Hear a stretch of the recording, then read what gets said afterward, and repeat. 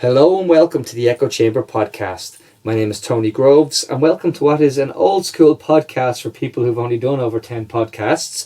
The Echo Chamber podcast, folks, is a free-flowing conversation but it may occasionally touch on mature subjects. As always, I'm joined by my co-host, Martin McMahon. Martin, how are you keeping? How you doing, Tony? How are you? I'm great. Listen, we, as you know yourself, Martin, we have some fantastic guests lined up coming in over the next 2 weeks, but we thought, you know what? Well, we have to put this last week in context. It's been a huge week on the political front. We've gone from almost election in Ireland to Brexit falling apart in the UK. Well, like Martin, you know, we're all about Twitter in here, and you have to point out that, like, I think it was Andrew Ralph at Andrew Ralph PC tweeted on the 25th of November.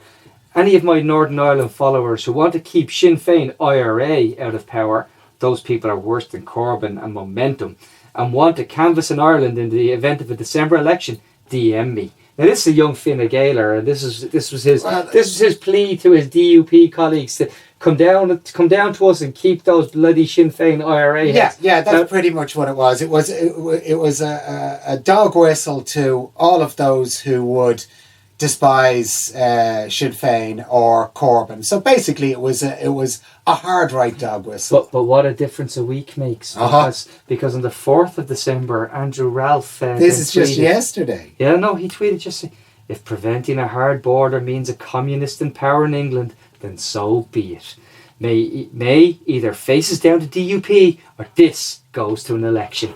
You got it. I know. It's such a reverse. But, you know, that's politics. The position is completely reversed from a week ago, where it was Sinn Féin IRA were the enemy. Now the DUP is the enemy.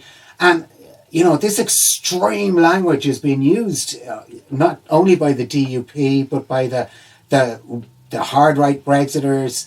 You know, everybody's on extremes on this one. Well, we have had a week where he's been and the Kenny and the Kennedy and the Kelly. We've had so many people. I think I saw a tweet today where one of the DUP referred to Leo Varadkar as Little Leo. Now, have you ever met Leo Varadkar? No, he's quite a tall guy. I've met him now, and I have to tell you, he's easy 6'3". There's nothing. Well, I mean, I had to look back through all the, you know, I want to see what's the top tweet out there for DUP, hashtag DUP, hashtag Brexit, and funnily enough, it comes from an Irish woman, Dr. Fiona Whelan, at Fiona E. Whelan, and Fiona is based in London, and among a host of other things, Fiona is a historian. And she said the DUP, who represent 0.91% of UK voters and 1.54% of UK MPs, just held Brexit, the Prime Minister, cross-border relations and the Good Friday Agreement to ransom. Let that sink in. Seriously, just let that sink in. And that's the top tweet by a very, very long way in the UK and Ireland. But I suppose, Martin, when you have to look at this now, where we actually go, where we're going here, this if Theresa May had unction or a bit of gravitas now, she could look Arlene Foster in the eye and she could tell her the truth. The truth is that she either does a deal with Theresa May, or the next man up is Jeremy Corbyn, who has spoken about being in favour of United Ireland. Yeah, but my opinion is this is exactly where this is heading. There is a general election. The countdown is on. It's only a matter of time. Martin, you have general election fever. No, the DUP had a window of opportunity to bring in the bacon for Northern Ireland. They could have got the 1.3 or the 1 billion. They could have brought that home. And then they were free to do whatever they wanted on Brexit. You know, you bring home 1 billion, you can pretty much sell anything to your people, anything. Well, the problem, as I see it, is the DUP have hit upon this ridiculous phrase of we don't want any regulatory divergence from the deal that comes for the UK. Now, they do want regulatory divergence because they want their own corporation tax rate. That's unique to the rest of the UK. They want to match Ireland. They want to match us down the south. They also want to be able to have no same-sex marriage that's legal elsewhere. They also want to continue to not have full reproductive rights for women. So the hypocrisy of the DUP's position is very clear. I mean, let's be honest. These are creationists. No. You're underestimating the DUP. You're underestimating the DUP. I'm not. I'm underestimating the Tory party ability to deal with what is actually... Well, okay, the Tory party now is nothing like the Tory party was under Margaret Thatcher. They're not the same strong outfit they were. They're a much weaker outfit than they were back then. And Theresa May is no Margaret Thatcher. Let's face it, she's not. She's very weak in her position. She could go at any time, and it's her own hard right within her party. The Brexiters, who absolutely think the DUP are doing the right thing, and well, that's what you've hit upon, something that what they call in the Brexit movement colonial nostalgia. They still think that we want, it's that nonsense. I think Fintan O'Toole tweeted about so taking back your country means being held over a barrel by eight MPs in a parliament in one of the biggest But that's exactly what's happening. Yes, absolutely. They have the balance of power. May does not want to go to the people. She's trying to, and it was just there on Twitter this evening, they're trying to say to Ireland that we need to compromise somewhere along the line to get this to stage 2. Leo Varadkar, because he has absolutely no choice but to say no border. Because no matter who you put up there, be it Fianna Fáil, Fine Gael, Sinn Féin, Labour, no matter who you put up there, they must toe that line. Well, I said, no border. Martin, we had this conversation when Mick Clifford was sitting in that chair there. I said, and we talked about it. I said, we have no option, because once we move to phase 2, our veto disappears. Now, I'm going to say something and you're going to be annoyed. They've done a relatively good deal for Ireland by making sure that what we were actually facing was, for want of a better term, a real proper special deal for the island of Ireland in the eyes of the EU. It's like having Norway's associate membership of the EU without all the bloody fees and charges that go with it. Now, the EU, let's be honest, they had no choice, because what were the EU going to do? Were they going to break the Good Friday Agreement? No bloody way. We're back to square one. We are literally back to square one, except that there is a timetable now, and you give the DUP a time. You give them a deadline. Oh, they fucking love a deadline. The DUP love them. Give us a deadline and we will show you how badly we can fuck it over. And I have to say, actually, Leo came out today and said that he was very unequivocal that the DUP are only one party in the north, that they do not speak for the people of Northern Ireland. Yeah, nice words, but they hold the balance of power. Yes, and that's the conundrum. So what we're doing, in effect, is as Ireland, and let's be honest, what Ireland have actually done is they turned around and said, oh, by the way, now, we've actually got a more effective system of governance than the UK's. Our confidence and supply agreement, with all its flaws and all its inability to progress anything through the Dáil effectively, is even better than what Theresa May is dealing with, because she's actually beholden to people who believe that man and dinosaurs walked around together. Yeah, well, I thought Arlene today, and she was too busy. Arlene was too busy. Now, if that had been me receiving that message, look, I'm too busy, Brexit's just not important enough, I'd have said, what have you got, like a fucking ton of wood pellets to burn, arguably a work of art that was worthy of the Irish Like, I don't see how they're going to forward here. DUP ain't moving. There's not going to be one deadline met, not one red line that won't be crossed, and not one situation that people are saying we can't come back from this, that we'll end up having to come back from. Because the simple reality of this is that there's not got the fixes that are actually make sense. Ciara Kelly tweeted that the best case scenario was that Theresa May made reasonable concessions and reasonable proposals to the DUP. The DUP refused them and the government could fall, and that the Labour Party with a merger with the Lib Dems minus Corbyn come to power and get a second Brexit election, and they vote Remain.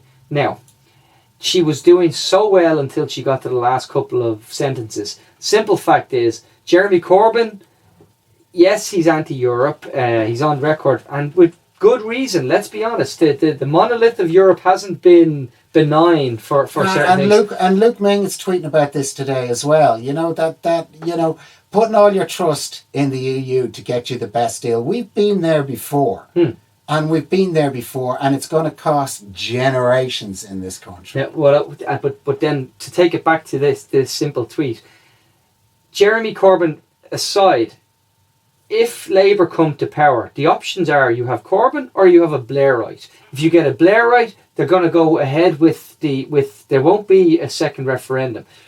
And even if Corbyn stays in power, there won't be a second referendum. But what Corbyn will do is Corbyn's all about equality and social justice. So he will actually have a soft Brexit where he looks to maintain some sort of freedom of movement and maintain the customs union. Because you know as well as I do that a guy like him who looks at what actually is, let's face it, what they call, again, colonial nostalgia. What's colonial nostalgia? When we ruled the world, when we were the empire, and Corbyn doesn't like that. Corbyn is not that man. So that's what Theresa May knows is behind her, and that's what Arlene Foster knows. So the more Arlene Foster kicks and screams, the more she's actually probably bringing her worst nightmare to fruition. Well, I don't know about with Corbyn. I think there's an Irish, if I must say it, look down their snot at Corbyn, a certain section of Irish politics. They're looking down their snot and they're saying exactly what Andrew Ralph said earlier. He's a communist. And that's this extreme language again. He's not a communist, okay? He's not. He has, now in fairness, he has a general now bicycle, so that probably in the eyes of these guys makes him a communist. But that's this language and this, all extreme. He's not a communist. The man is as capable as Macron, as Varadkar, he's way more capable than Trudeau. Someone get me Hugh McKenna on the phone. He'll say he has policies, not just a fitted shirt. Yeah, his shirt hangs out on the odd occasion, but that doesn't make him a communist. No. We look that needs to go away. What people are afraid of Jeremy Corbyn is that he's a conviction politician who seems to say, when someone asked him, why are you having a shot at these banks? Why are you having a shot at Morgan Stanley? And should they be afraid? And he said, yes, they should be afraid. Well, there's another alternative theory going on around here about what's going on with Brexit. And this is Nama Winelake. And those who know Nama Winelake on Twitter, like we keep saying this, follow Nama Winelake. Dáil in uproar about pushing through Ireland's involvement in PESCO, also known as the European Defence Force. With just 2 hours of debate on Thursday, it will treble defence spending and undermine our neutrality. Was this a quid pro quo for EU supporting Ireland Brexit stance, asks Richard Boyd Barrett. Now this is interesting. This is more than interesting. This is a European Defence Force. Triple Ireland's spending on defence. Now that's crazy in itself. We are a neutral country. We don't need this crap. Well, in the same, a week ago, since our armed forces families were forced to actually protest outside the Dáil because many of them are on family income supplement because their salaries are so low. We're going to now treble spending on a force on growing a force that's already on the poverty line or at risk of poverty. More importantly, I've read, as a SADO, I've read the Future of Europe white paper, and in all 5 scenarios, not whether you want to talk about there being less cooperation in Europe, one thing that comes up time and time again, security. They want a European Defence Force. Simon Coveney has spoken about it and has been speaking about it. Brian Hayes in Brussels has been already kind of putting it across that Ireland are not our neutrality won't be an issue when it comes to this. This has been coming for quite a while now. we talk about boilers. I bloody wrote about it. I spoke about it. It's in all 5 scenarios. So if you say, well, I want less Europe, in each and every single one of them, it's something that's actually... Well, let me give you the nightmare conspiracy theory. I'll give you the nightmare conspiracy theory. No Brexit deal. The EU decides to put troops on the border between Northern Ireland and Ireland because the Brits won't do it and the Irish won't do it. So the only way that happens is the EU actually puts it on. Now, what troops are they going to put on that border? Well, you know, a European Defence Force sounds like just the kind of troops. So you'll have Irish men and women serving in a European Defence Force put on an Irish border between Ireland and Northern Ireland. This is in the same week where we had Richard Chambers doing a report for News Talk, and where he actually spoke of Irish Navy officers walking the streets in their uniform, being accosted for pulling Muslims from the water, that would be better off letting them drown, and that you were a traitor to your country. Now, our defence forces, this weekend, finally the heroes of I can't even pronounce it, Jadotville were recognised. We have to recognise these people for the great work they do and how they represent us internationally. We also have to protect, if our corporation tax rate is sacrosanct and is not up for negotiation, I don't see how our neutrality is up for negotiation. Okay, well, this is another one of those sneaky Fine Gael things that they're sneaking in, like the public services card. There's no open discussion or debate about whether we keep our neutrality, whether we compromise our neutrality. It's more this sneaky, we'll just shove it through while nobody else is watching. And another one of those things that's happening is the TV licence. And this is all going under the radar.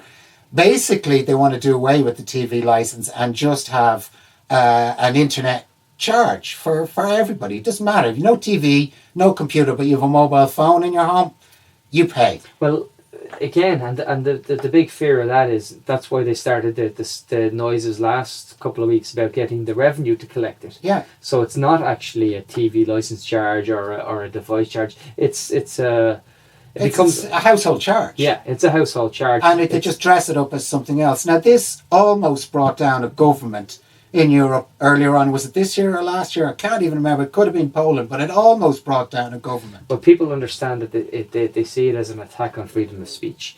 So if you're in a country whereby, and this is the really funny part about this, if you're in a country where you can suppress people's freedom of speech by controlling the internet, you can control the narrative. So if you're going to introduce this charge, therefore your anonymity, if you're someone who's seen to be away from it. Right. And the funny thing is, people say, but we're not that country. We have this. But then you turn around and go, well, do we really? Because the concentration of our media ownership is owned by a Maltese oligarch who's... Look, you have to pay an internet fee. It'll go to revenue. Revenue, social welfare, public expenditure. What have they all got in common? They all have the public services card in common. And so the idea that you remain anonymous is completely out the window. Oh, it's gone. It's gone because they, and not only that, but not in last year's budget, but in the budget the year before, revenue were given additional powers that again didn't make the media, that they could then go in and investigate you without actually letting you know you were under investigation, and without actually having to give you any result of that you had been investigated. So they can literally dip into and say, if someone decided that they saw something on a public service card that they didn't like, they can flag it up. Those powers are actually already... Now, funny enough that you say that, there was a tweet out there this evening, and it's a professor of law, McIntyre, isn't that that guy's name? And he had put up that apparently those who access and can put data on your PSC, on the public services card, that data is deleted every 2 weeks. So you don't actually know who has access to your data. In short. No, how important that we keep it on the agenda is homelessness, because we ran a poll on our own Twitter feed, and we literally, it was the most definitive... and the biggest response to a poll we've had, the most definitive result, and it was Is homelessness normal, or is it an emergency? And 97% of respondents said it's an emergency. And the emergency word is very important because in EU law, I keep saying it, but in EU law, there's nothing that prevents a state acting to protect its citizens in a case of emergency. So that means that our bloody stupid debt to GDP ratio thing goes out the window, and we can then introduce an actual house building scheme, and money is no object. But the simple fact is, our government are happy enough to call it a crisis. Another poll we did this week was to ask, if there was an election called tomorrow, what issue is more important to you? And I did the usual, like the economy is always an important, and they say people vote with their pockets. So I put the economy as a choice. I put health, homelessness and Brexit as the other three choices. And homelessness, by far, I think it was 57%. 53% of people.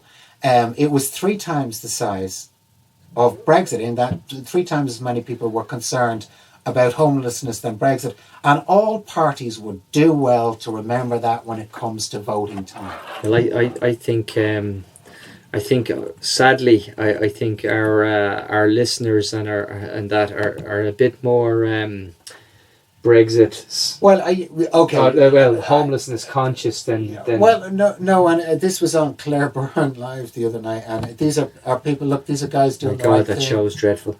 But they were talking about making people aware of homeless. Now, I don't give a shit who you are. You can live down a Bullring in the back of nowhere. If you know what homelessness is in this country. You don't need to make people aware. We need to start getting honest about it and say, being aware is not the problem. Not giving a fuck about it is the problem. Yeah, well, what we have is clearly, we have a crisis that we don't need to be, which is actually an emergency, and we're afraid to say that because it means we have to actually take steps that may actually mean we have to break some EU rules. I always go back to the simple fact that Spain broke the EU debt to GDP ratio rules, and they got told, you're outside of those and we're sending you a bill, and they sent them a bill. The EU sent Spain a bill for 300 million. Spain got the bill. I said PFO. They actually did. They used that language. Yeah, and they said PFO. And they sent it back, and the EU said, okay, what we'll do now is we'll send you a bill for 0. That's right. And if you wouldn't mind signing it to say you got the bill and sending it back. And Spain said PFO. Exactly. We didn't. Yeah, it's Spanish. Yeah, but they have that imperialist, that history where they feel confident to say, "Look, fuck off." Yeah, whereas we rolled over at every opportunity and had our tummy tickled. Oh, sure. Look, we're cap and handers the whole time, and when it comes to homelessness, these are choices that people have to make when they vote. There's no point in saying, "Oh, let's make you more aware." It's look, how do I make you give a fuck? Yeah. No, and the cold hard reality is that we don't like. And speaking of cold hard reality, we're about to have a cold snap, right? We're looking at really bad weather hitting us tomorrow, and yet we have this. There's not enough beds. The emergency beds. Anthony Flynn, inner city help and homeless, are talking about there not being enough beds. We know that next week that there's a. There's a Songs and Words, a Home for All. Now this is an event that's taking place on the 12th of December at 12 noon on Kildare Street. Hashtag My Name Is. You'll find the details under hashtag My Name Is. It's a sing-song, a little sing-song outside the door to remind everybody this is Christmas, this is homelessness, this is the worst of weather. We must focus on what we have to do there. We must focus. No, well, look, lads, when it comes to this, a Home for All, it's there is a problem in Ireland whereby we don't have a right to housing. We actually have, it actually says a government may act to house citizens in the Constitution. It doesn't say that they must. Next week, on the 12th, you're going to have a lot of big acts. So I'd say everybody grab the kids. It's family friendly. It's going to be a bit of crack. You're going to have Glenn Hansard, Francis Black. There's speakers like Terry McMahon. And I have to say the Gaelic, the GAA players. Sorry, I was going to say GAA footballers. No. Dermot Ling and then and Eamon Fennell. These guys are involved. Look, it'll be a lovely afternoon. One to bring the kids to. There may be a little bit of snow on the ground. You'll have that Christmassy feeling, and you're doing it for some good. Look, turn up. Just turn up. Sing a few songs. Say, yeah, you wanted to see something happening with homelessness. We're getting close to wrapping it up here, Tony, but we can't wrap it up without the hottest trend on Twitter all week, which was name a badder bitch than Taylor Swift. Oh, this was fantastic, wasn't it? It turns out there's a lot of bitches badder than Taylor Swift. Our own Mary McAuliffe had a great one, great tweet where she said, did you know the Pirate Queen of Ireland? Oh, yes, I do. Grania, Granola. I can't Granola, even. Isn't it? She said that basically an Irish woman, 16th century leader of Seafaring O'Malley clan of County Mayo, raider, pirate, rebel. She abducted the son of Lord of Howth because he didn't offer hospitality, and to this day the descendants lay on an extra place at the table in Howth Castle just in case she comes back. Yeah, didn't she do something with the Queen? She got, her son was a prisoner in London, so because I think she married 4 times, and this was one of her, I think this was her kids from her second marriage. She sailed right up the Thames, got off the boat, demanded an audience with Queen Elizabeth, got it, and negotiated the release of her son in exchange for kind of giving up her piratical ways, which of course she really didn't. So like Taylor Swift turns out to be not so bad at all. Yeah, well, I know I wouldn't want to go out with her because like the aftermath is just. She get about 6 or 7 albums out of you. Yeah. How I ruined Taylor Swift's life. No, this was great because there was Lucy Parsons was a black anarchist revolutionary, a formidable speaker, journalist, and a tireless labour organiser, fought for women's rights and co-founded the International Women's Institute. The Chicago PD called her more dangerous than 1,000 rioters. Maybe she's dangerous, but could she put up with Kanye West climbing on stage at the VMAs? Could she really? Yeah. Such hardship. It was such hardship. Oh, and this was in the same week actually of the where Rosa Parks' anniversary had rolled around again, and I remember the narrative, that maybe she was just too tired to get up, and people were saying, well, actually no, Rosa Parks was the secretary of Montgomery chapter of the NAACP. She knew exactly what she was doing. She was a badass activist, and you probably call her a terrorist today. And, well, I just think it works for Taylor Swift. It's a look at the advertising she's after getting out of it. It's immense, and that's where Twitter works better than any other social media forum, and that stuff trends, and when it trends, it really does well for whoever it's trending for. Yeah, well, the sad part of it is that Twitter's Twitter's obviously looking for ways to monetize itself, which is clearly the environment that we're in. But and we have the rise of the bots and the rise. Actually, Boucher Hayes did an interesting bit there about the rise of the bots. That his bot followers have jumped hugely in the last few weeks, and he doesn't know whether this is a reaction to something or in preparation for something that's to come. So, got to watch that space. Like some bots are easily found. There's just the name and a list of numbers afterwards. Like a license plate at the end of the name. It's computer generated. But, as I've said it before, Enda Kenny used to have a shitload of Mexican bots retweeting him, Yeah, my favourite bot account is that at Adon O'Riordan. That's the best. That's the best. That's like Is it a bot account, or is it a sort of a parody account? I don't know anymore, but either way, it's great fun to see someone who spends his time on Twitter campaigning for things that he voted for 6 years. Oh, God. Aidan is a legend in his own mind. Legend in his own mind. Listen, folks, thanks very much for joining us. I understand, as I said, we thought it was important that we got a podcast up over the last few days because, let's face it, these events have been pretty seismic over the last 10 days. We're going to have some, trust me, fantastic guests lined up, fantastic people. We're really delighted with how things are going. Can I just make sure that I ask you to take a minute, leave us a review, and don't forget to tell your friends about us. You can subscribe to us on iTunes or SoundCloud or wherever you get your podcasts from. And you can send us an email to the echochamberpod@gmail.com, or you can follow us on Twitter @echochamberspod. Thanks so much, Martin. Thanks very much. Thanks very much, and watch yourselves out there in the snow. Have fun.